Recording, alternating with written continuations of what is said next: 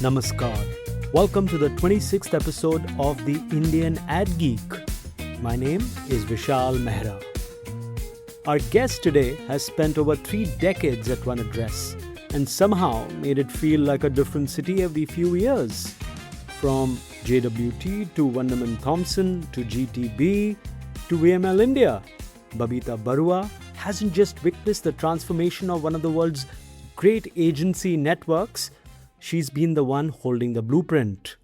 Today, as CEO of VML India, she leads a merged, scaled, tech-infused creative powerhouse at a time when the definition of an agency is being rewritten in real time. She's proof that longevity and reinvention are not opposites. They are the same superpower, just worn differently. Welcome to the Indian Ad Geek, Babita. Thank you very much, Vishal. Really looking forward to our session today. I've been looking forward to chatting with you for a while as well. How did you and advertising happen, Babita? Well, sometimes life throws you into something by default. So this is pretty much what had happened. I had actually got a call for an interview from one of the MNC banks, which is in India today. I'm from Assam and I had done my MBA from Guwahati University. So fresh off that into the first interview in Calcutta.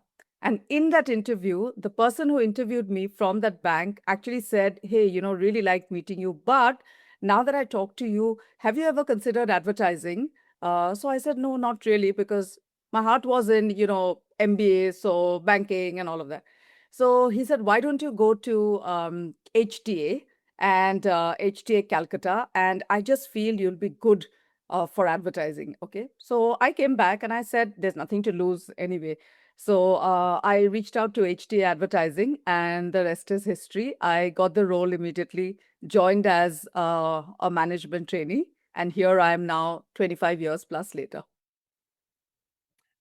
I mean, that is incredible and also tells you how permeated advertising is in society in so many ways and even so long back.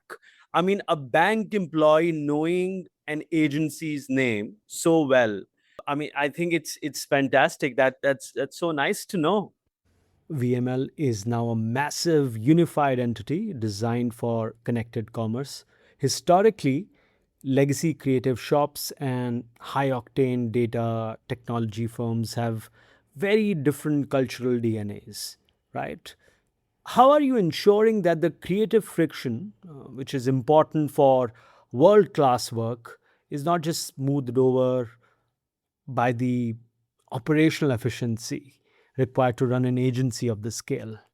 The guiding philosophy for VML globally, and therefore for us, is what we call human centricity, right? And we actually use the term human centric.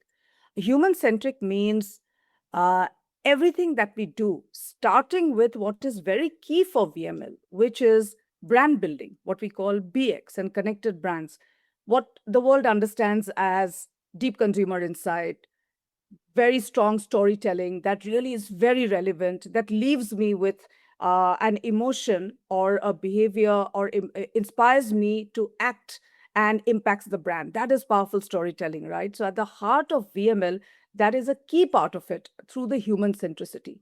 Now, how do we enrich this? We enrich with this with a lot of data informed insights. Now, like all of WPP, we are also using WPP Open AI. We spend a lot of time with our strategists on really what are the trends in society, right? What are the things that are just the waves of consumer behavior change, etc. So that is one part of it. Building onto this, like you said, VML is a full service portfolio of solutions which goes beyond now brand building to customer experience, CX as we call it, commerce, and therefore the entire connected brands, which means whatever is your growth solution as a client or a business, VML attempts to give you a solution for your growth.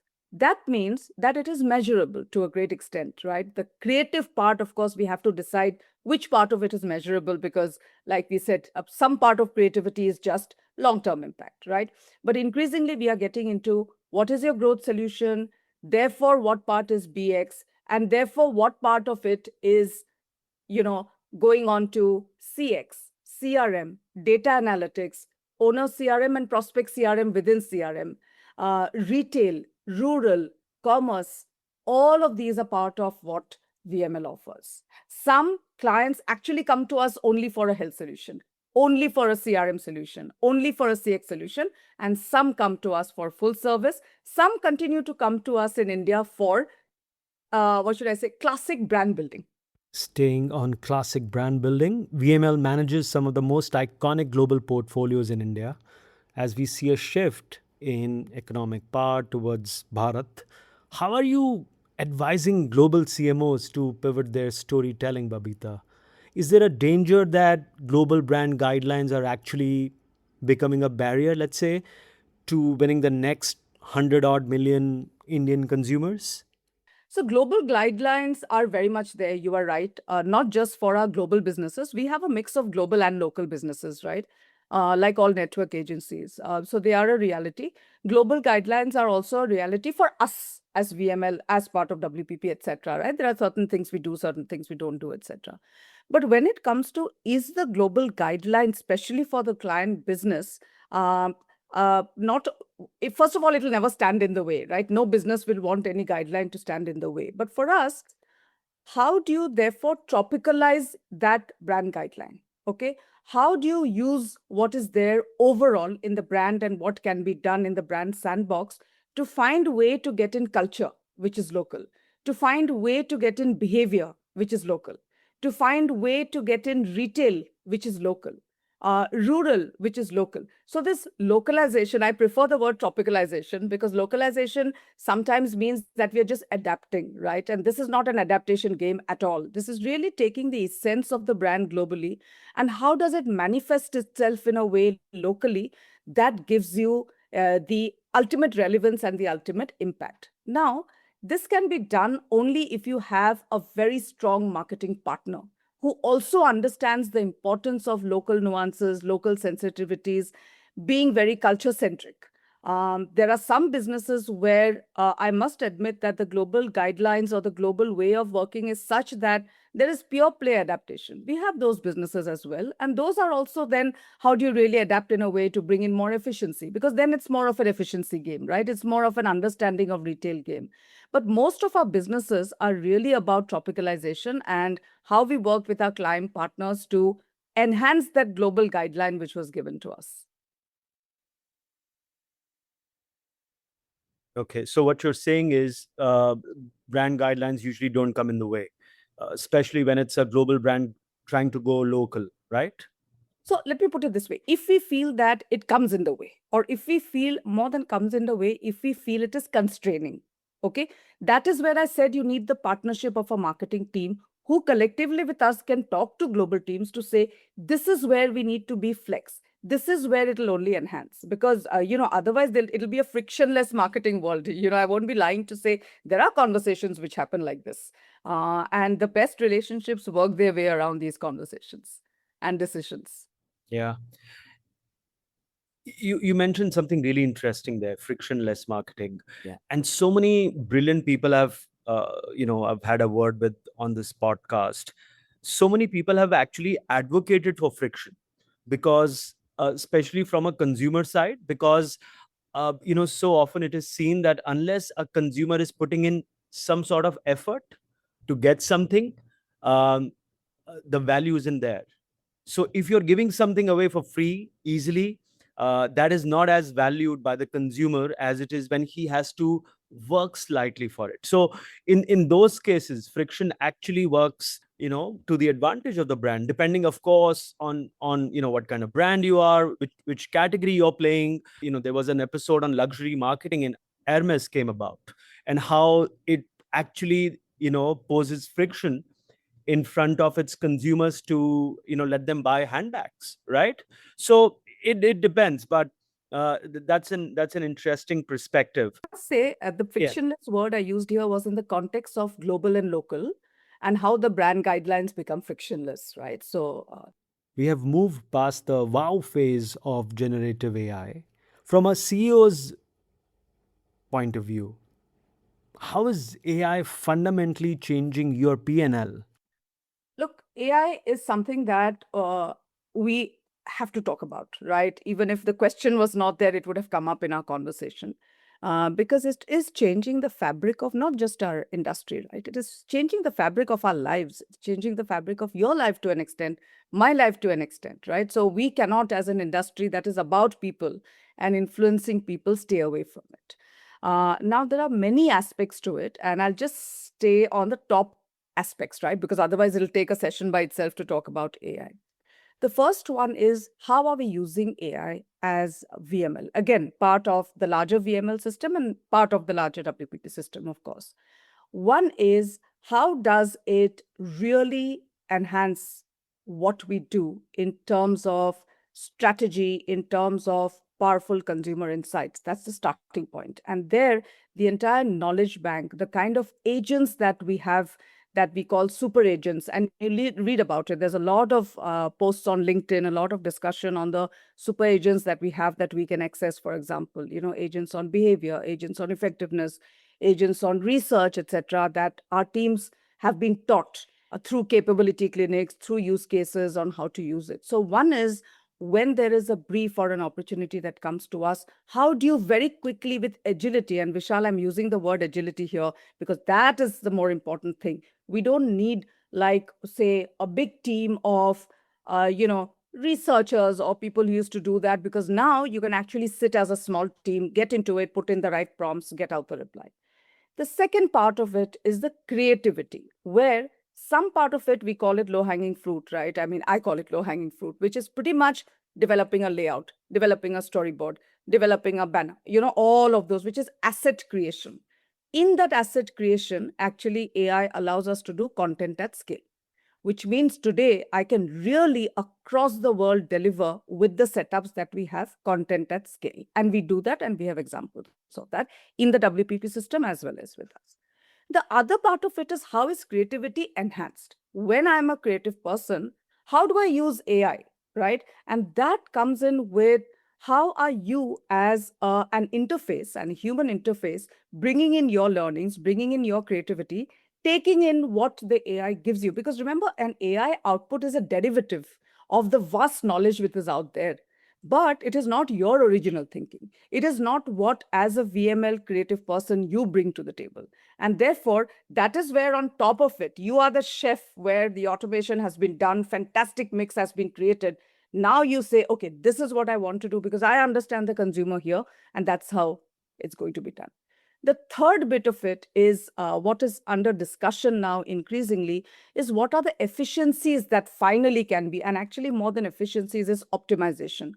With the time that is freed up because the teams are using AI, how can we use that time to really bringing premium quality thinking to our clients? Because what happens was, otherwise, if everybody becomes doers, then the quality of the thinking and what we bring to the table as thought leaders go down, because ultimately you can have only that many people depending on the fee and the scope. So with the time which is freed up, with my time which is freed up because I use AI to do some of my roles, how do I now use it effectively? That will be the differentiator of an agency's successful use of AI. Sure, I've understood all that, Babita. But in terms of impacting your P&L, do you see that as a long-term positive Yeah. impact? Do you see that helping you out in different ways? The intent is that it is a goal, there is a roadmap, because we are working towards it, right? Immediately, for example, some of the things, and I'm keeping it a little general because some of it is also our own, strategic business plan, which I can't share. But just let me tell you that overall, with the use of AI, how is there a positive impact on the business? How is there a positive impact on our people? If business and people impact is positive, PNL will itself become positive. So we are not starting with, in the PNL, I want this because of AI. And thankfully, even our client partners are not pushing us to do it. The question being asked is, what is the value you can bring in because of AI? With that value, the PNL becomes positive. It can become positive because I have done it faster. So I have saved time, and therefore the value of time. It can be fast because I have brought a solution which you didn't think before, so you pay me a premium for that. It can be a P&L value add for the client and us. If we have said that, earlier this was the talent mix, which was not really XYZ, but because of AI, I could now do a lot of jobs on AI and therefore get in the kind of talent that is required for today's contemporary marketing within the same mix. And therefore, at various levels, when we add value to our businesses, the AI will be positive, at least so far as I'm concerned. I do not see a negative impact at all. Where people will see a negative impact in the long run, and I'm a firm believer of that, if people believe AI, now you have 500 people with AI, please do the job in 300 people. That is not what AI is meant to be. If that is an outcome because of the solution I have provided, then maybe it is that. But that cannot be the starting point. It is not the starting point, at least in the organizations that we run. All right, good to know that. You have navigated several massive organizational shifts in your career, Babita. I remember connecting with you way back when you were in Team GTB. In a world where talent is increasingly fluid and gig oriented, what's the VML hook that keeps a 22-year-old brilliant creator from leaving the agency voluntarily for a startup or a tech giant? What's the human premium you offer that an algorithm can't? At the end of the day, the place has to be exciting and fulfilling. Now, will it be exciting and fulfilling every day? Absolutely not. I think it'll be euphoria, right? If we say our lives are, every minute of our lives are exciting and fulfilling. The bedrock of, VML, again, is really honesty. It is a lot of heart, it is brains, it is courage. And those are the values that we sort of try and imbibe. Being honest in what is happening. What is the state of the business? What is the state of the industry and therefore state of the business is something that we regularly do, starting with my own engagement with the teams. One-on-one engagements, informal huddles, formal coffee meetings or coffee and donut meetings, whatever creatively we call it, which is suddenly samples, going across our 5 offices to meet our people in person, to talk to them, understand how they're feeling, etc. Besides the kind of HR-related or people-related engagement that we have to ensure that how are people, first of all, why should people feel secure to stay in VM? When we say that we are giving you the necessary tools, the necessary capability learnings so that you are upskilled or so that you feel confident that you are able to deliver to the kind of solutions that VML has to offer to the world. So that is our first bit. There's a constant upskilling capability clinics program that we keep doing. That's the first part of it. We have offices in geographies, 5 geographies, but we are very much about the best of VML and the best of opportunities to our people. So in fact, people who come to our office, sometimes say clients, and we talk to them about our teams and people, they get surprised. Who's done this fantastic piece of work? Oh, that's Calcutta. But this client is in Bombay. What is Calcutta doing? We say, no. It's a one kitchen, So if somebody in Calcutta is very good at providing that solution happens. Because of this, nobody feels I'm in a smaller office, I'm in a far away geography, because everybody gets as far as we can equal opportunities. And I always say as far as we can, because despite our best attempts, sometimes there will be people who feel that we can do better, right? Because you can never be 100% perfect. We are all in this evolving journey. But best opportunities to our people so that you stay motivated is the second one. Third one are things that we do, like opportunities even to work on regional and global forums, especially for our creative and strategy. So for example, if there's a regional pitch or if there is a regional or global business that requires local representation. So for example, and I'm not naming brands here, our creative team is actually working on and has already delivered a global solution or a global campaign for one of our beverage brands. So it is out of India. So made in India for the world is something that we actively try and push, because creative gets a big high and strategy gets a big high to say VML therefore comes on the world map. It is not just on the India map, right? And then I myself like to innovate a lot, Vishal. So I've, with the help of my team, we've started off. Actually, we started this off 2 years ago, something called Young Exco, where we have, and it's not about young as in mindset, but it's just that An organization should never be run only by leadership, as defined by what are leaders, right? Experience, reached a certain level, designation. So we have a middle layer that is on 6 months rotation in terms of who's the leader, because everybody should get a chance. This young exco is my own conscience keeper. They are part of some of the business meetings, the ones which are not very confidential. They actually run a lot of initiatives. In fact, AI that you asked is actually run by them. They are the AI champions. They are the ones who keep the mood and the mojo on the floor. And they are the ones who are also responsible for capabilities, what are the new things, etc. So there's a business responsibility as well as culture responsibility. I also run a She Hour, which is for women. And this is honestly for, it's an hour. We try and do it once a month. Sometimes it could be 1.5 months, but really 1 hour where women just, you drop your inhibitions, you drop your designations. Everybody in the room is the same. I am the same. All of us. We talk about not just challenges, we talk about opportunities. We talk about how we can help each other. We talk about how together we can really be the diversity and the diverse and inclusive thinking workforce that is there in VML. So to me, work can keep a talent. Remuneration and compensation can keep talent, and that is limited. I mean, we do our best, but you can only do that depending on what our industry benchmarks, what is the state of business, etc. But the culture of a place where you feel that I'm cared for in this place, that my future is taken care of, even if it is unstable, I know that somewhere the organization really cares for me. That is at least the attempt that VML does. And I personally, as a CEO of India, do to keep talent in VML. All of that sounds brilliant. We've officially entered an era where digital accounts for nearly 70% of India's ADEX. In 2025, you noted that traditional media was shrinking even as the total market grew. Are we reaching that point where integrated agencies are actually just, digital agencies with a legacy department? Or is there still a fundamental role for the big TV spot in the 2026 media mix? Currently, and I'll just come to the TV spot first and go to the first half of the question. Currently, there is indeed a room for big TV spots, right? And we see that because given the size of this country and the market for most of our businesses, scale is something which, for brand awareness, from brand salience, as you go down the funnel, you can go digital, but for that immediate scale, it is important. Which is why, Vishal, if you see, even if you are a B2B business, even if you are a digital first business, a lot of them in IPL come on TV.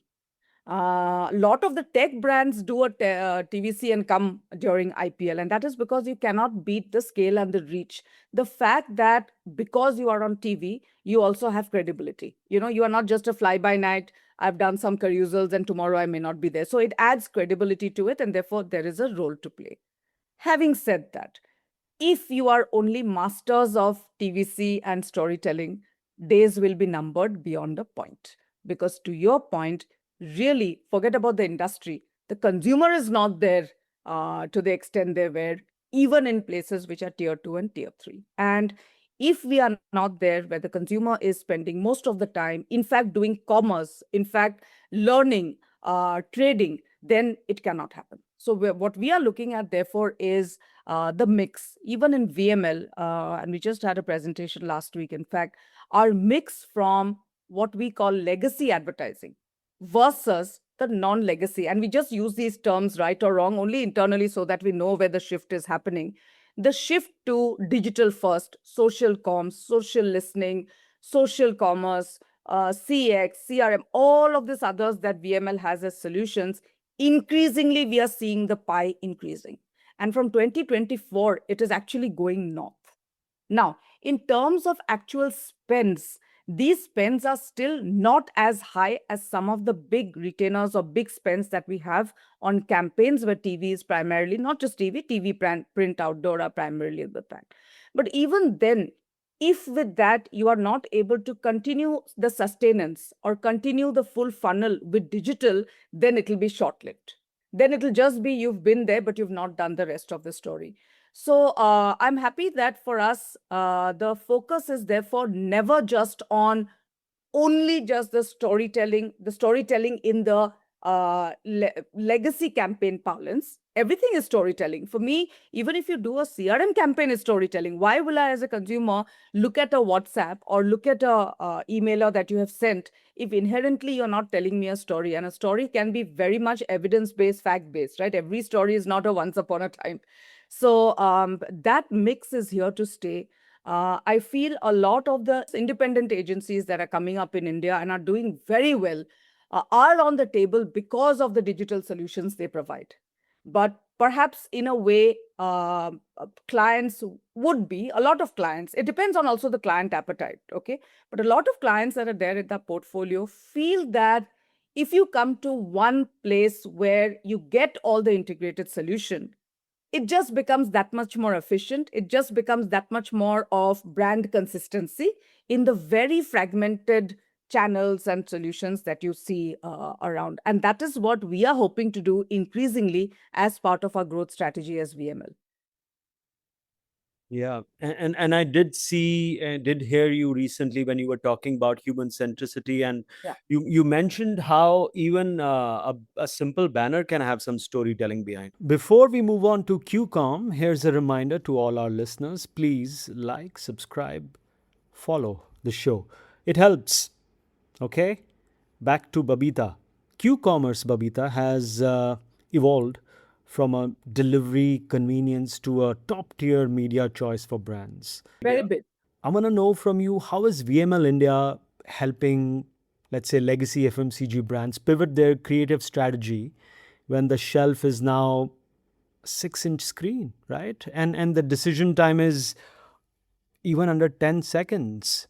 Q-commerce is two levels. One is Q-commerce as a channel, where we do have our MarTech team provides Q-commerce strategy and Q-commerce consultancy. And if the business asks us to work with a Q-commerce partner for just the platform, okay, so now I'm not talking creative, not just the platform. That's a separate solution that we have, and we do that for some businesses. Increasingly, in fact, that's growing for us.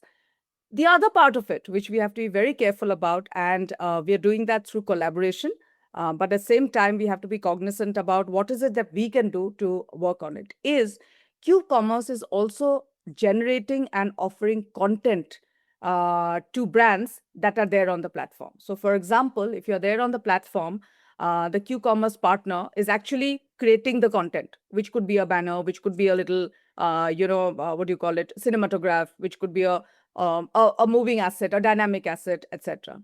So what happens if we are the creators and if a Q-commerce partner is going there, which means that the ecosystem of content creation now is including Q-commerce partners. It didn't have that earlier, right? So for example, if I'm a Q-commerce person and I say, here's the proposal, earlier even OOH partners sometimes did that. And we do that still, right?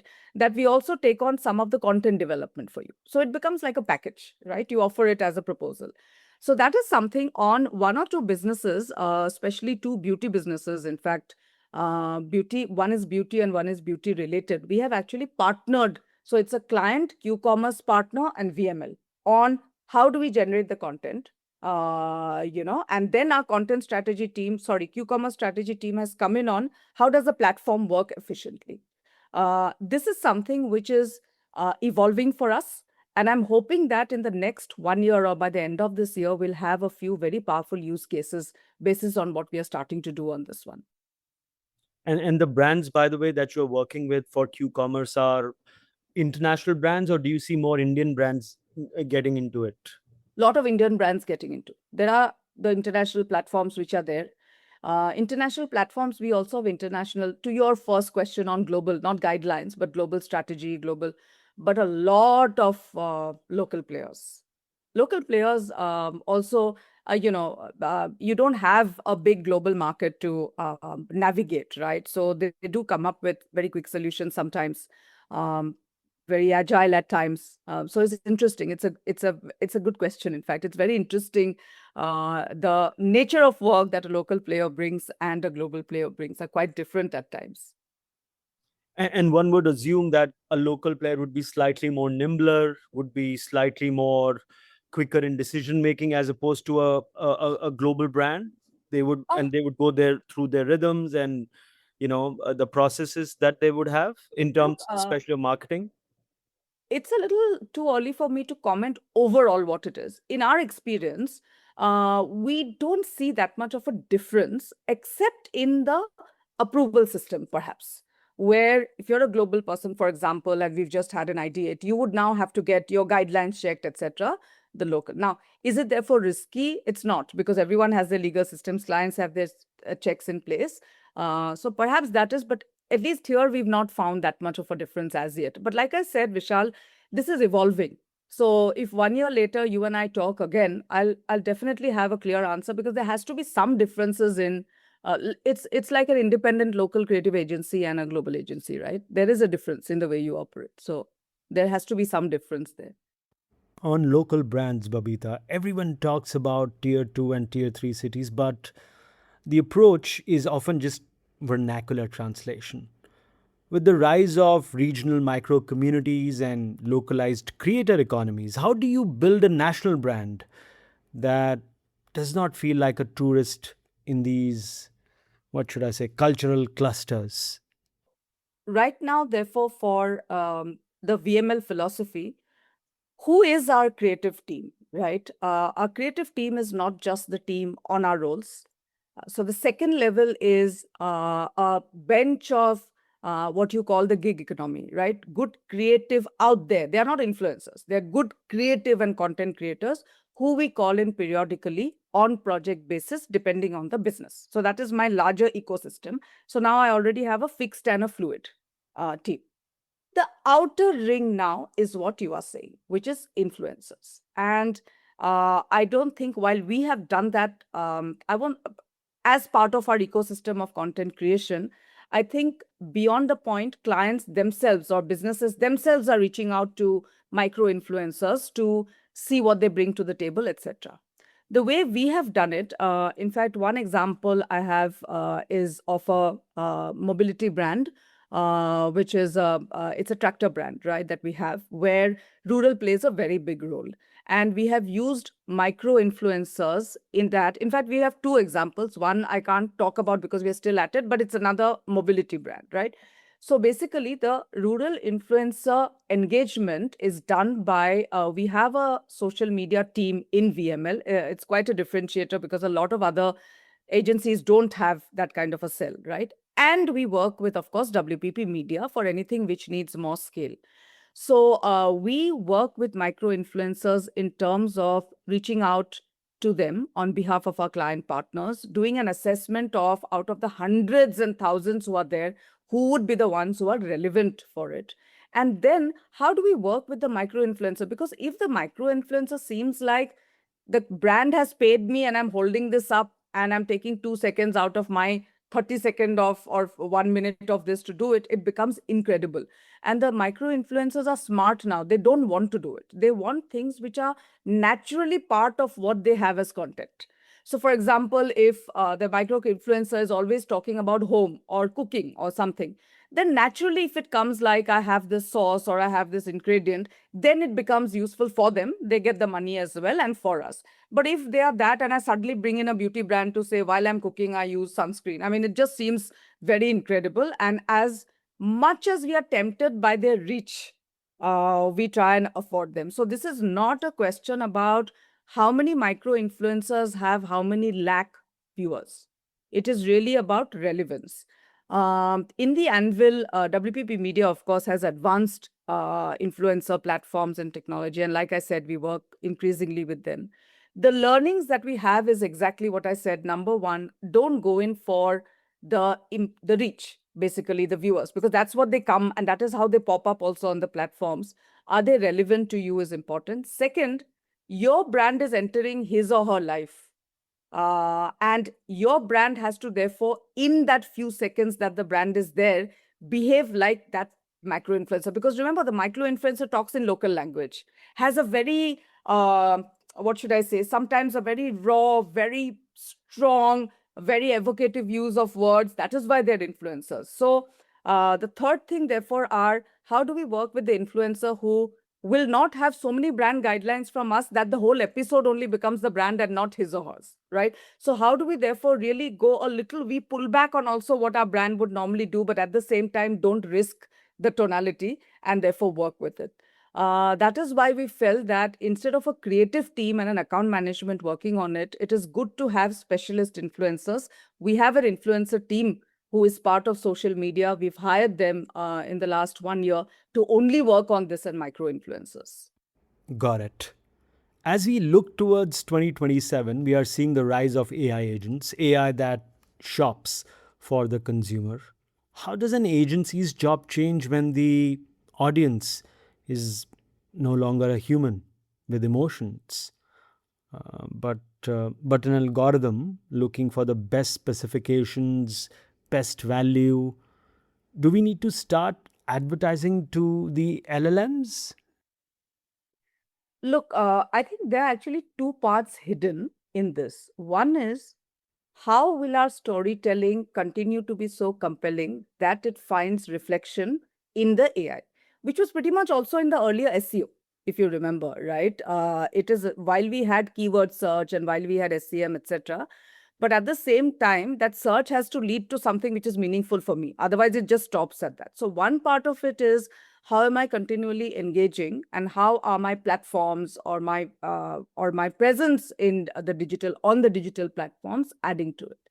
The second part of it, I feel, is again, the both are relevant, but the second part of it, what you're asking me is, if I look at SEO, SEM earlier, and if I look at AEO, while you haven't used the term, right, which is AI related search optimization, what is the difference in creativity? And are we writing for those machines to pick up? That's really the essence, right? I feel a part of it is already being taken care of because we are also very, and I'm only now talking from a VML perspective, because we are highly digital, the content that we write is never just limited to the storytelling, as in the emotional part of it. For example, the content that we write on our platforms, because we run the websites for so many of our clients, the content that we write that also has a lot of evidence and hard facts which are informative, which are about knowledge, which are about rational. For example, and I was reading this somewhere actually, and I'm giving that example because I can't give but it'll work for us as well. You know, there was this thing about, if I had to take an old search engine example, say it'll be, say, what is the best material for summers in India? You know, I'm just making it up, and then the blog will be stuffed with keywords, and you then look at keywords like summer, summerwear, denim, cotton, and then, your brand will then show this, right? But for AI, it really, what in our experience, it is very clear and structured answers, which is a conversation, because it is answer first. It is not keyword first. I'm in AI, I'm not putting keyword. I'm actually talking.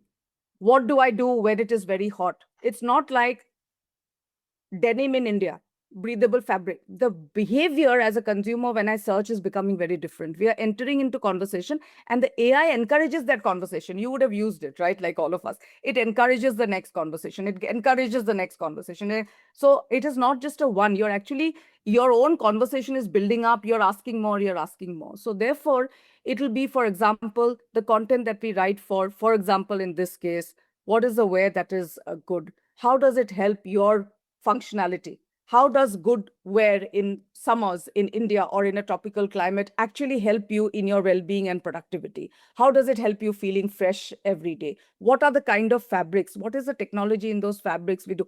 The more content you have in really answering facts about your product in an interesting way will get picked up, from my understanding. And again, we are working very closely with WPP Open on this, and WPP, as well as the VML larger ecosystem. But this is what we are learning, that you cannot just have a keyword list and assume that you will be. It's very different. It is really about the content you put up. I can tell you that we have a very big CX team, because VML has been focusing on that. The kind of copywriters we have there, the kind of UX, UI designers, and of course, we all have miles to go before we can say that we are perfect. Okay, so please, I will not say that we have really mastered the art, etc.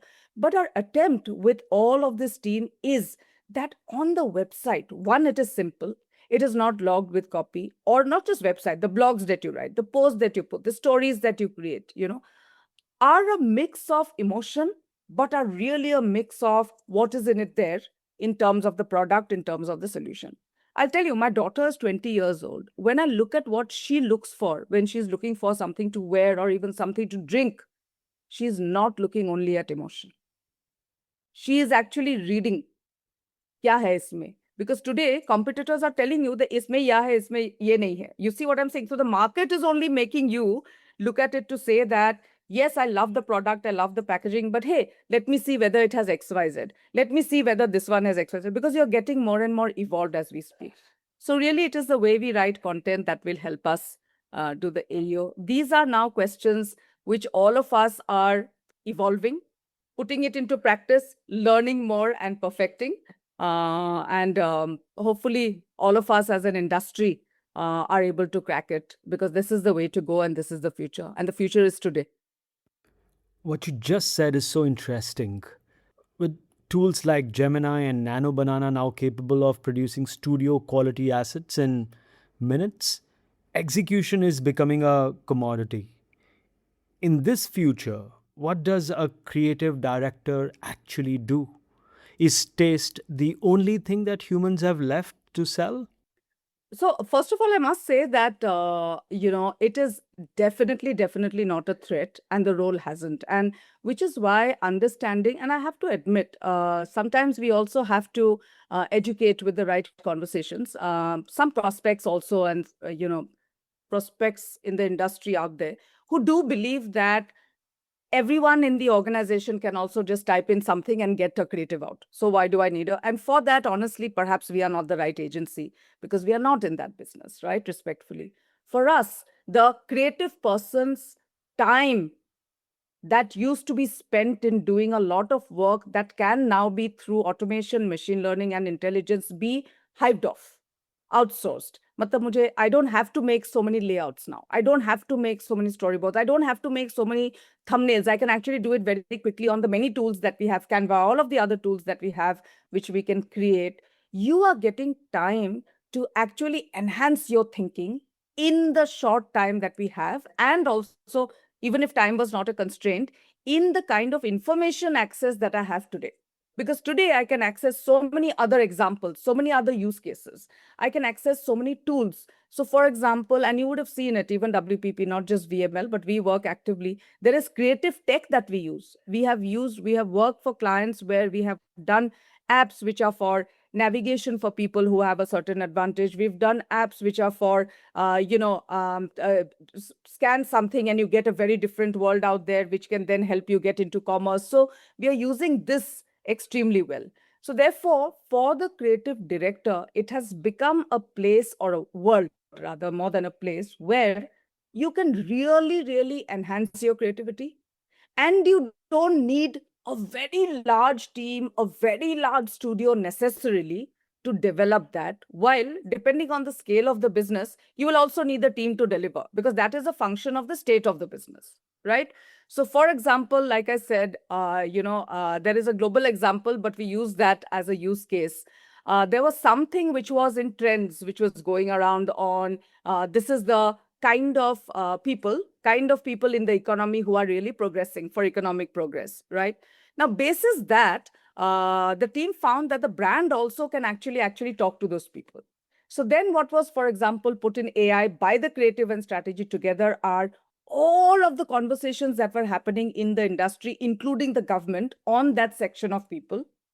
You put in your own brand and your brand promise and how the promise and proposition works to that, and you come up with what could be the possible connects.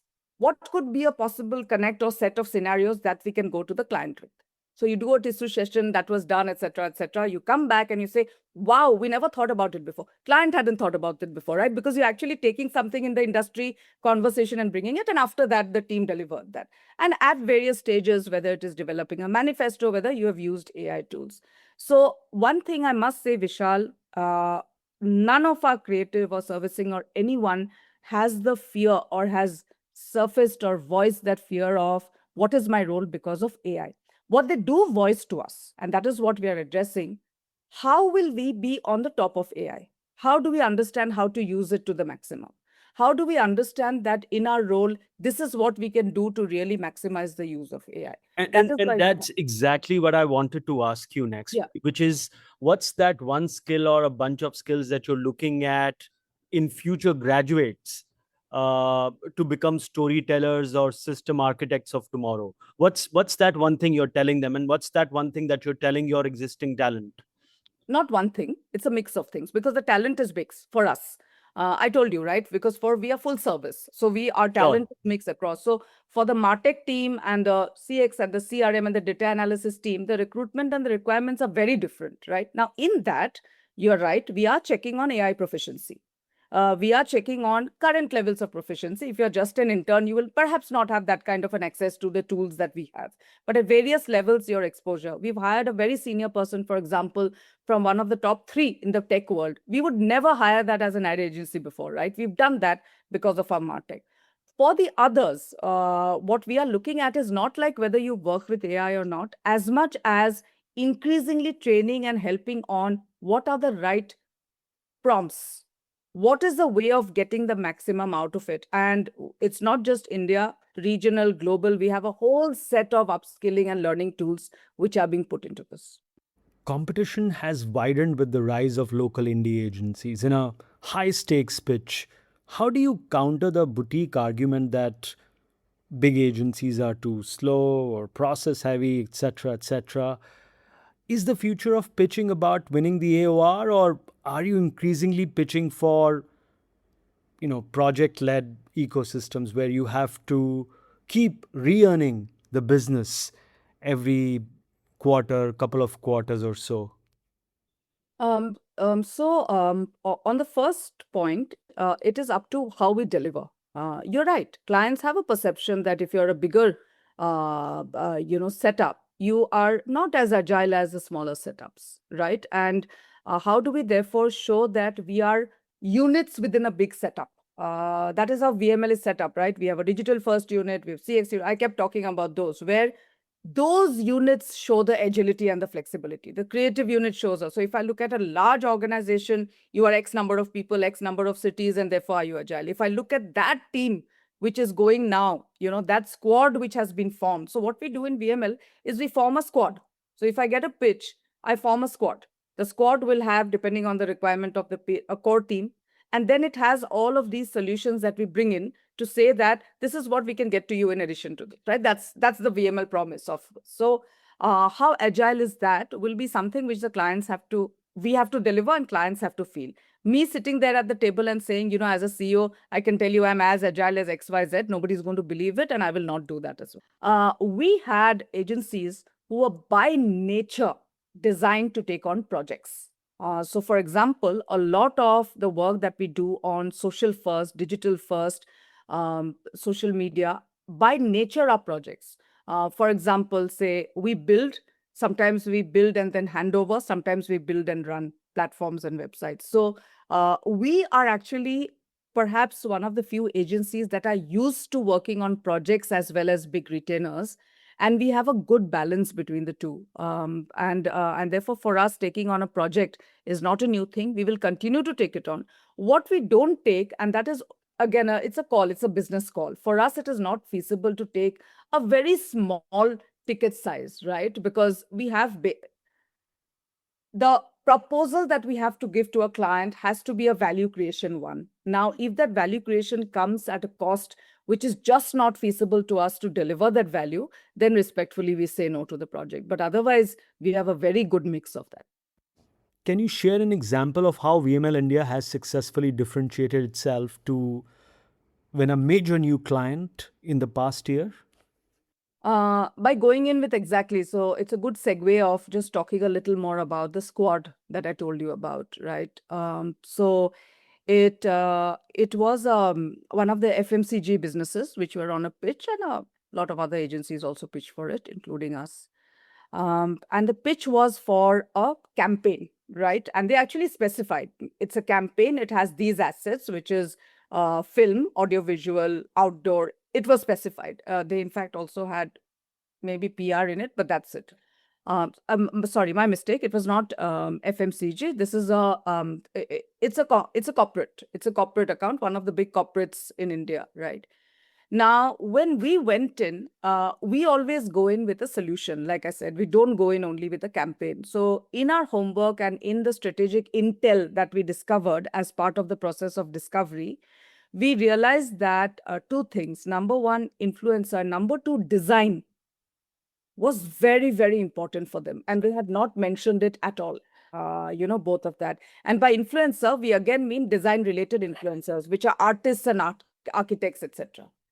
So And this they is part of your research during the pitch that you research, got to yes, know that this absolutely. guy appreciates design. Not this guy appreciates as much as the business requires design.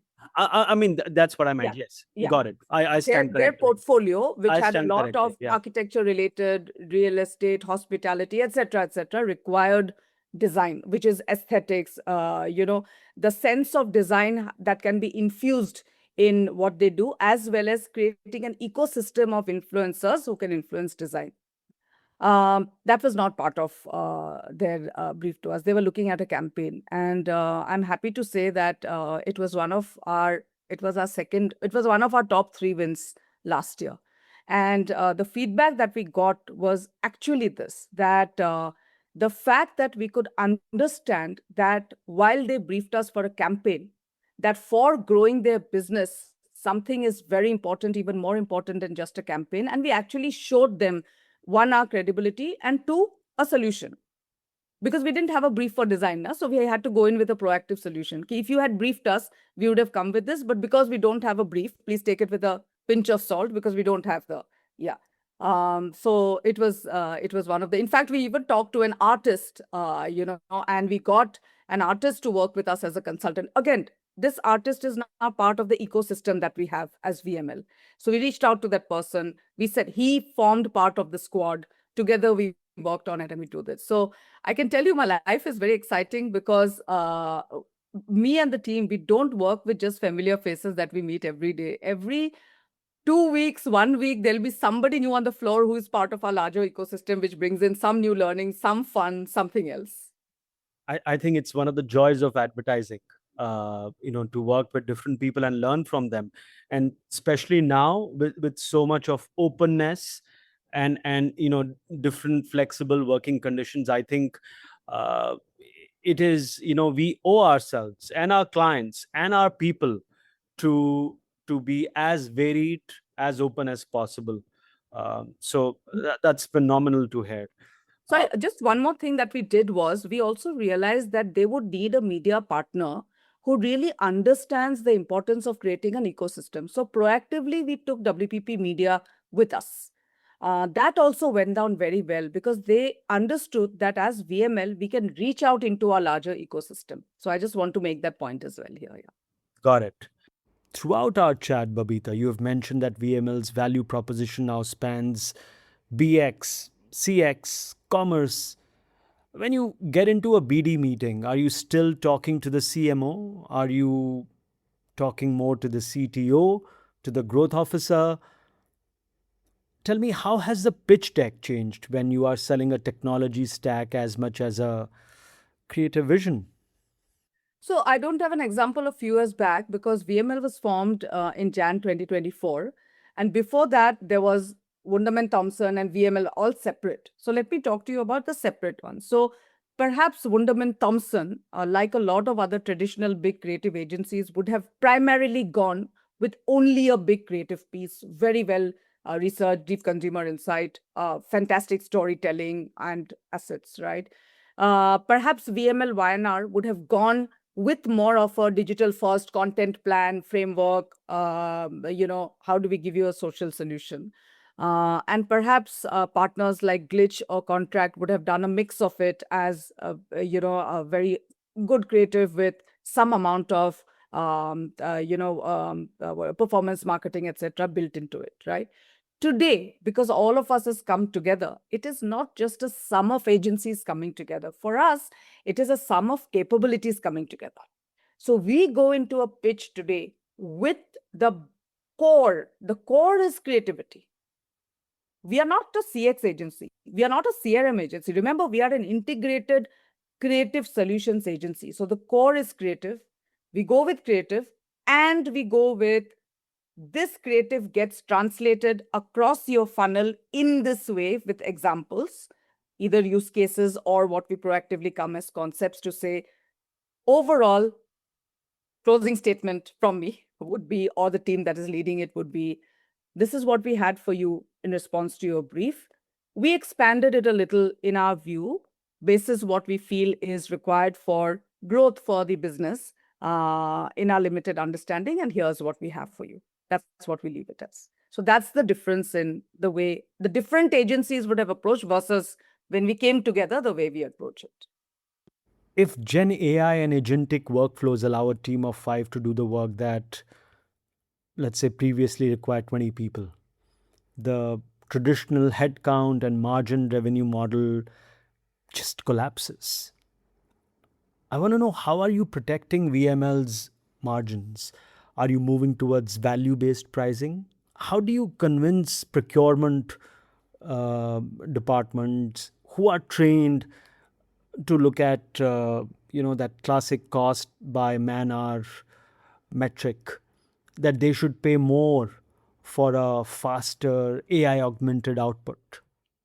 So I'll answer it in a little limited manner because some of it is really confidential, the way we bring a value proposition, which I can't. But I'll give you an overall, and you would have read about WPP. Overall, WPP is talking about, more and more models which will be designed towards outcome, right? And that is something which, as a larger organization, will follow whatever the organization decides as a roadmap.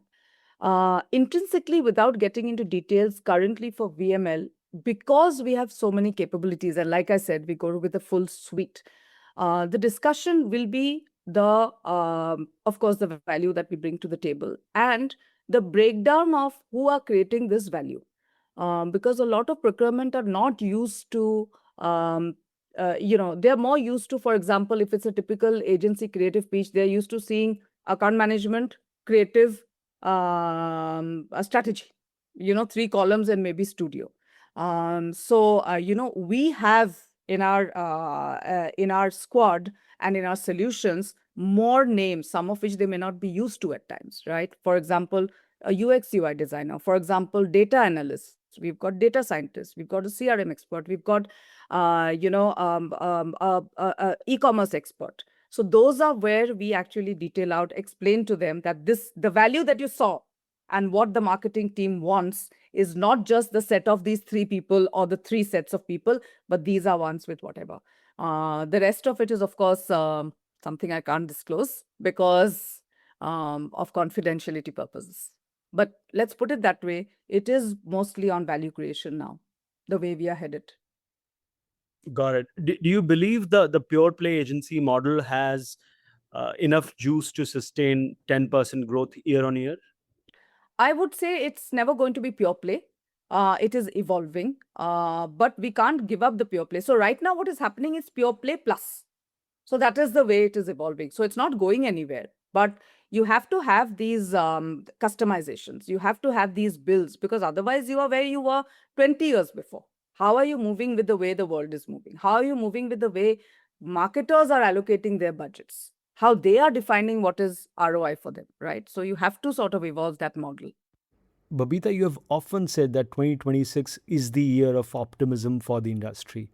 If you had to bet on one Indian startup, or let's say the one Indian sector, okay, outside of advertising, of course, that will fundamentally disrupt how we think about the consumer by 2030, where would you place your bet? There are quite a few actually, but I feel wellness and the startups who are in the wellness category are the ones who, if I had to put my personal money on it as a bet, I would put it on that. Because as a nation, I feel we are actually spending money on wellness. We didn't do that before. And that to me is a trend. And even the beauty category that we see is actually, getting into wellness into beauty. Beverages is getting into wellness into beverage. So everywhere I see this, Lifestyle is getting into wellness into lifestyle. Fashion is getting into wellness into this. So if I had all the money in the world, I would put some of it here. Yes. There was an article in The Economist, in the latest issue of Economist, talking about how billionaires across the world are pouring in millions to increase their own lifespan. So, another extension of wellness, I suppose. But yeah, as someone who started as a management trainee, like you told us about your HTA days, and now you lead what, 1,000 plus people? If you had to build an agency from scratch today in the middle of 2026, would it look anything like the network model we see today, or would it be something entirely different? What I would set up personally, or are you saying if I had to set up within the system? Personally. Yeah, personally. Let's say if you thought tomorrow, okay, I'm going to have the Babita Barua agency, Oh, for you're example. putting ideas in my head now. Let me say that. But yeah. Okay, I get what you're saying. Look, I would have to start up as a startup, right? Which means that I can't start off with, or I wouldn't want to start off with a scale of 1,000 people or 1,500 people, because that's not the right way to go.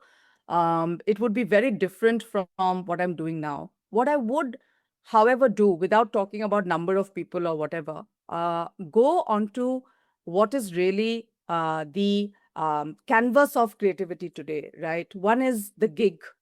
One are content creators who are there around us, and who are who are the culture experts, right? And I would have like a very core team, uh, ecosystem that I can reach out to, and definitely the credibility starting with myself and the team that I create. But this is all hypothetical. It is all fictional, because all my life I've only worked in a scaled agency. I don't know any other way of how to do things. Yes, Babita, we know that. Okay, my final question: any podcast or book recommendations from you? There are some I listen to, of course, and Vishal, you are one of the the creators, content creators that are very much there. But I am like a bookworm. I books surround me. There are some which are still unread, and I'll still have them in front of me because they inspire me. So I'm totally into books in a big way.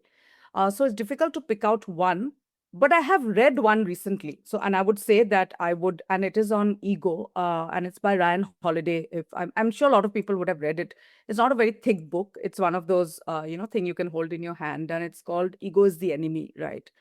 I feel it is very relevant in today's world, where a lot of people, especially if you've got years of experience under your belt, you have this thing about what I have done is the only way to succeed. Live with purpose and not passion, which is very different, because all of us want to say live with your passion, right? What it means is passion means today I want to do this, today I want to do this, tomorrow let us want to. While you do all of that, be very clear about what is your purpose in life. But the book Fantastic. I want to be buried with is The Alchemist by Paulo Coelho, which has nothing to do with business, but everything to do with life and maybe business. Fantastic.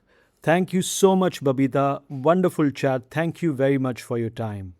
Thank you. I've thoroughly enjoyed it, Vishal. We've had a very honest conversation, I feel. You brought out the best in me. I look forward to watching this, and I hope our viewers and the audience also likes this as much as you and I liked it.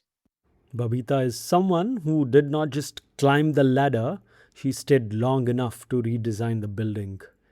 What strikes me most from today's conversation is that the best kind of leadership is not about having all the answers.